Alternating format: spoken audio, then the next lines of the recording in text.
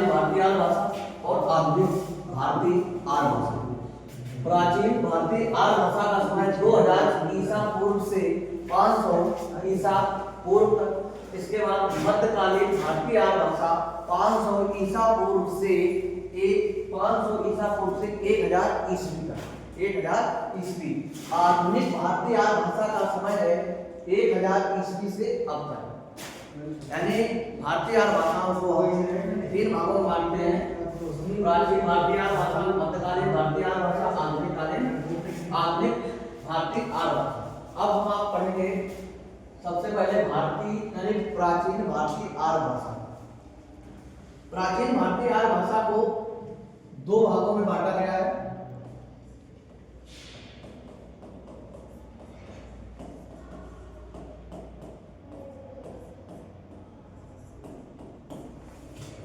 तो नंबर 1 होता है वैदिक संस्कृत। नंबर 1 है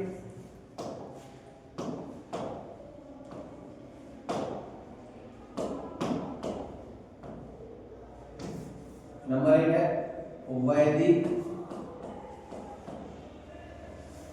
नंबर 1 वैदिक संस्कृत।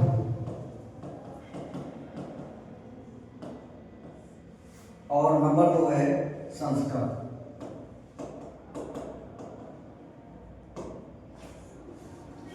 नंबर 2 पहला है वैदिक संस्कृत और संस्कृत। वैदिक संस्कृत में क्या हुआ, वेद लिखे गए, पुराण लिखे गए, और इसमें लौकिक संस्कृत में आपके रामायण महाभारत वगैरह जो आपके ग्रंथ हैं लिखे गए। तो इनका अच्छा वैदिक संस्कृत का समय है 2000 ईसा पूर्व से 800 ईसा पूर्व। 2000 ईसा पूर्व से 800 ईसा पूर्व। और संस्कृत का जो आपका संस्कृत है या लौकिक संस्कृत है, इसका समय 800 ईसा पूर्व से 500। 800 ईसा पूर्व से 500 ईसा पूर्व।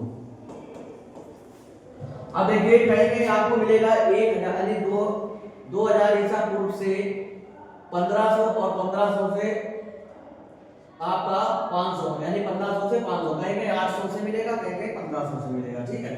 तो जो वैदिक संस्कृति है ये इसमें आपको वेद पुराण लिखे गए, उसमें वेदों को पढ़ेंगे, पुराणों को पढ़ेंगे। संस्कृत में एक ये संस्कृत या इसको हम लौकिक संस्कृत भी कहते हैं।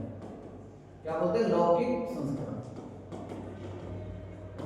यानी चाहे संस्कृत बोल दीजिए चाहे लौकिक संस्कृत बोल दीजिए, ये 800 ईसा पूर्व से आपका 500 ईसा पूर्व तक माना जाता है इसका समय। इसके बाद आपका आता है मध्यकालीन भारतीय आर्य भाषा। नंबर 2 पे आता है आपका मध्यकालीन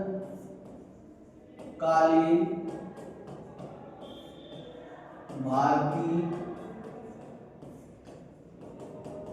आर्य भाषा। मध्यकालीन आर्य भाषा का समय मैंने बताया था आपको 500 ईसा पूर्व, 500 ईसा पूर्व से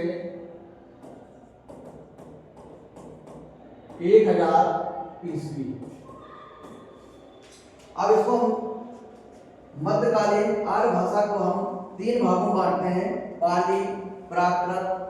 नंबर 1 पाली,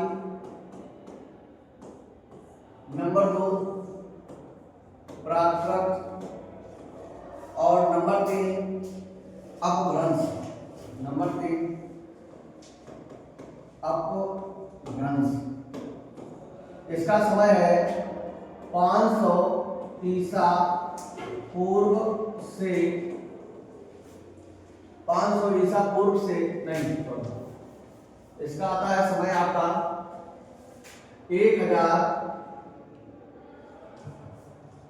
1500 ईसा पूर्व से 1 ईस्वी। और इसका 1 ईस्वी से 1 ईस्वी से 500 ईस्वी तक, और इसका समय है 500 ईस्वी से 1000 ईस्वी तक। अब देखिए पाली के अंतर्गत क्या आता है, प्राकृत के अंतर्गत क्या आता है और अपभ्रंश के अंतर्गत क्या आता है। पाली के अंतर्गत आपके जो बौद्ध धर्म जो था, गौतम बुद्ध के उपदेश के बारे में बताया जाता है पाली में। प्राकृत में महावीर यानी जो महावीर थे उनके बारे में बताया जाता है। और अपभ्रंश इनका बिगड़ा हुआ रूप, यानी पाली और प्राकृत का बिगड़ा हुआ रूप अपभ्रंश के अंतर्गत आता है। ठीक है, इसके बाद हम लोग पढ़ेंगे आधुनिक आर्य भाषा परिवार।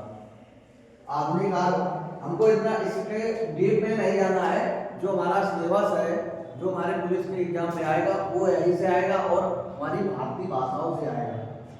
इसके बाद हमें पढ़ना है आधुनिक भारतीय परिवार। नंबर 3 पे पढ़ना है आधुनिक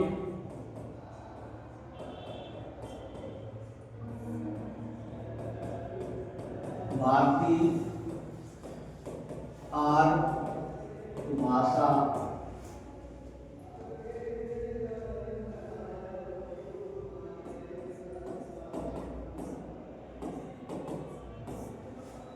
आधुनिक आर्य भाषा परिवार।